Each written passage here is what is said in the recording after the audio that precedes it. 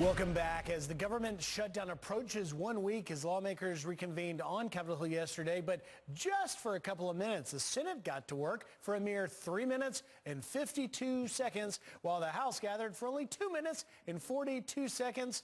With Democrats taking control of the House on January 3rd, when can we expect Congress to reach a deal? Joining us with his insight, GOP Texas Congressman Louie Gohmert. Congressman, belated Merry Christmas to you. Belated, yes. What do you make of the situation? We're in day 7. Are we getting any closer to reopening the government, and will there be a deal reached? We're closer because it's ultimately going to have to happen. But in this situation, this is a rare one because we already appropriated 75% of the government's funding.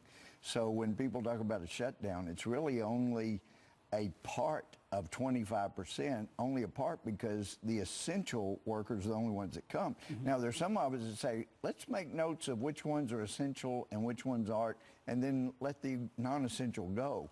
But as you and Rachel and Pete and I were talking about earlier, when it comes to a wall, President Obama just built a 10-foot wall around his new home in Washington.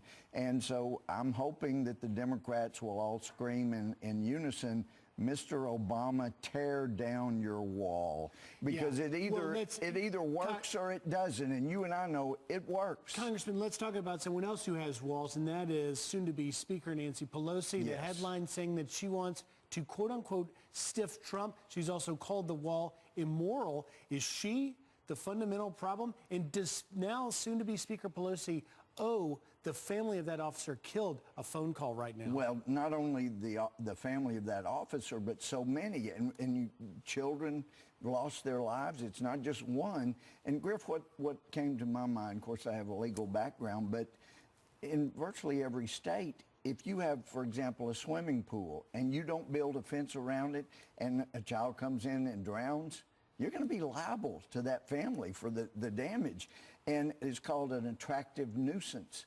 Well, when you know people are coming into their detriment and the detriment of others, and you refuse to do anything about it, like build a fence or a wall around an attractive nuisance, then you have some liability to those who are harmed. And I don't know that there's going to be an apology, but they sure do owe one. Now, to them, this is all about politics. Gee, if we can just keep a wall from being built, then Trump loses the next election.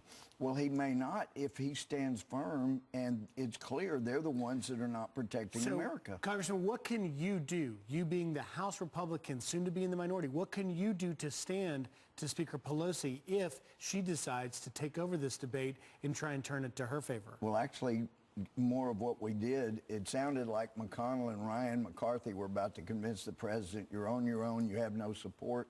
And that's when the Freedom Caucus took to the House floor and gave speech after speech about how important it was that we keep our promise and protect America with a wall.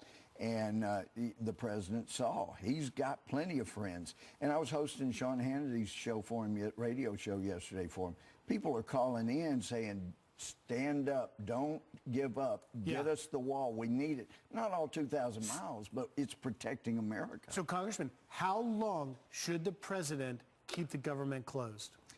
Well, it's only a part of 25%, and because we keep seeing people losing their lives without one, you how do long? it till hell freezes over. February? Till hell freezes over. Until hell freezes over. Because we owe it to our country, and the best thing we could do compassionately for Mexico, for Central America, is not give them money that ends up in the hands of the drug cartels. It's to secure the border so the drugs quit coming and we don't lose 70,000 more lives a year, and Mexico becomes a top 10 economy because we drop the corruption. Congressman, that's compassion. Congressman, we got to go. It's going to be interesting. Love being with Give you. us a call when you get back to work. All right. Thank you. We're still working. All right, thank you.